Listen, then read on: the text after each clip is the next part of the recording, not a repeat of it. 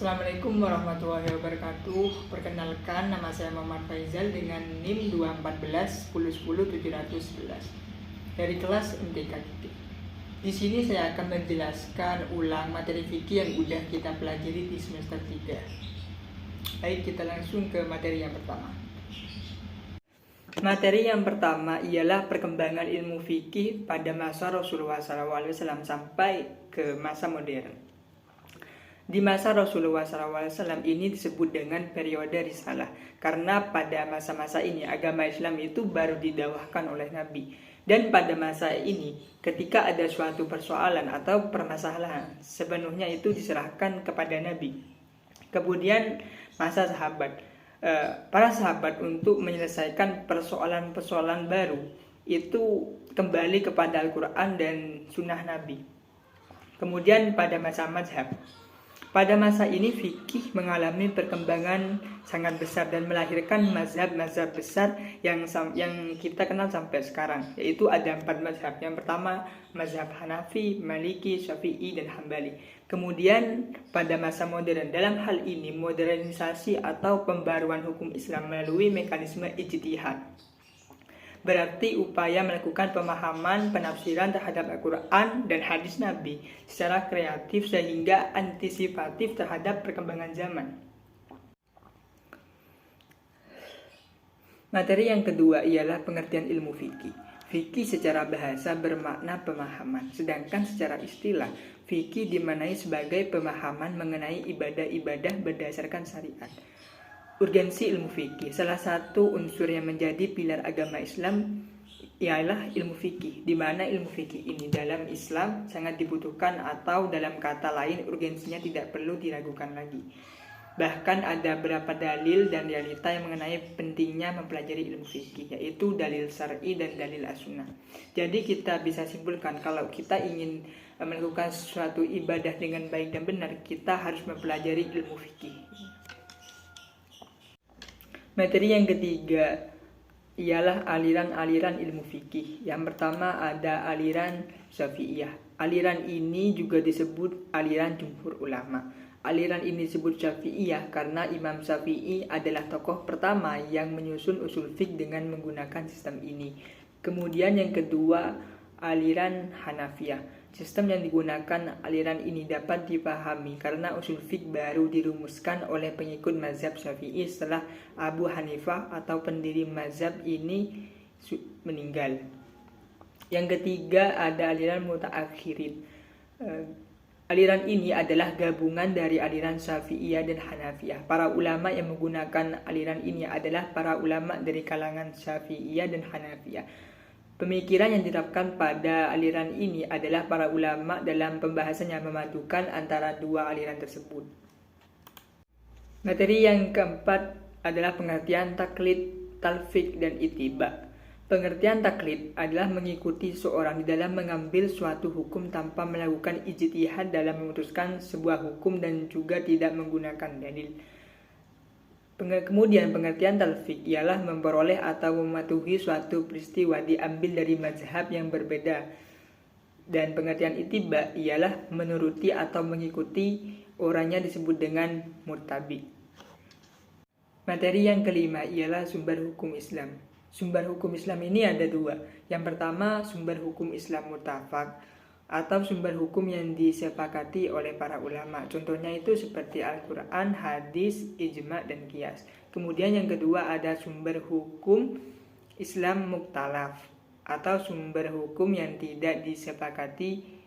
Itu contohnya seperti ihtisan, maslahah, mursalah, istisab, atau adat, syara uman qablana, dan mazhab sahabi. Materi yang keenam ialah mazhab. Mazhab adalah jalan pikiran atau metode yang ditempuh oleh seorang imam mujtahid dalam menetapkan hukum atau peristiwa berdasarkan Al-Quran dan hadis.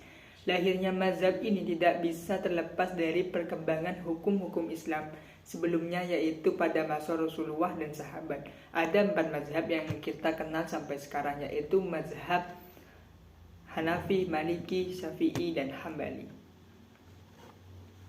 Materi yang ketujuh ialah pengertian fikih dan syariat.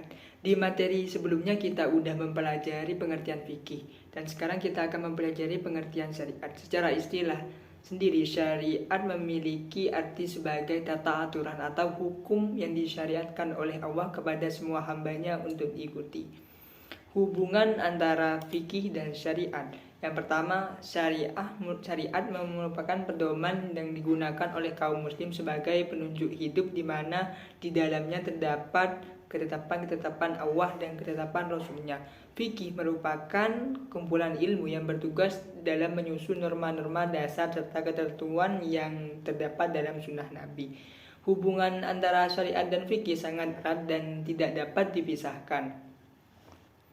Kemudian perbedaan antara syariat dan fikih. Syariat adalah wahyu Allah dan sunnah Nabi Muhammad SAW sebagai Rasulnya.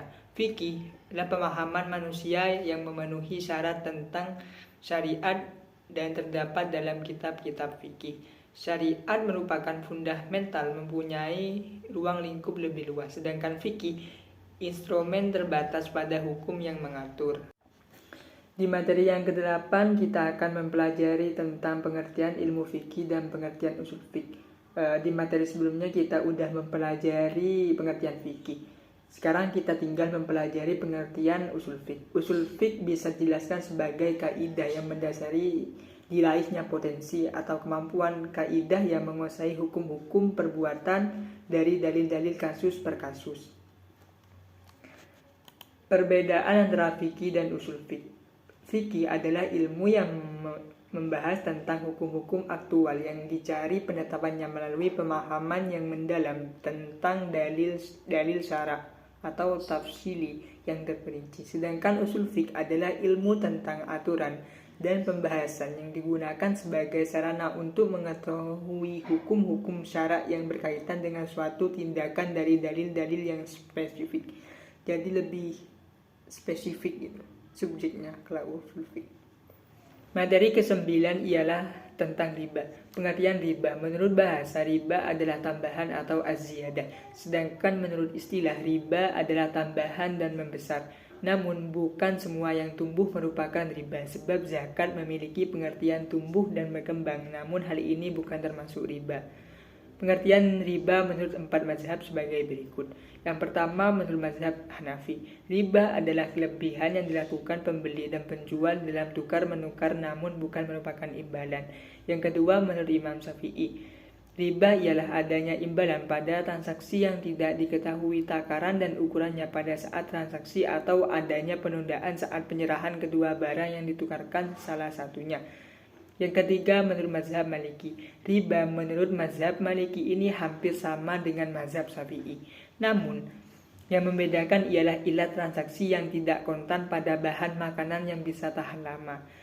Kemudian yang keempat, menurut mazhab Hambali, riba adalah barang tertentu yang dapat ditukar dengan jumlah yang berbeda dan akan terjadi riba bila dilakukan secara tidak kontan.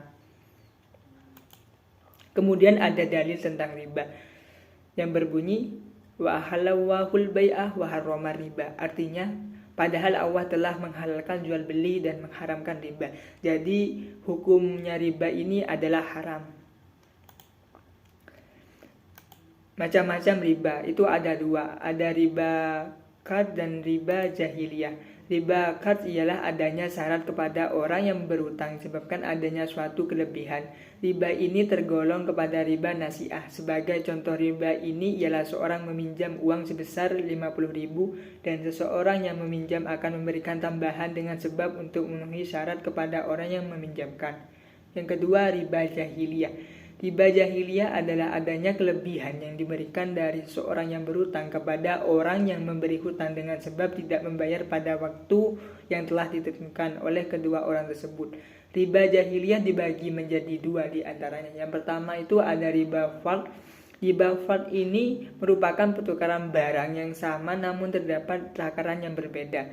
Dengan syarat barang yang ditukarkan ia termasuk barang ribawi. Yang kedua, riba nasi'ah. Riba nasi'ah ialah bentuk penerimaan sebab adanya penukaran barang ribawi dengan barang ribawi lainnya. Sebab munculnya riba ini dikarenakan perbedaan dan tambahan antara barang satu dengan barang lainnya.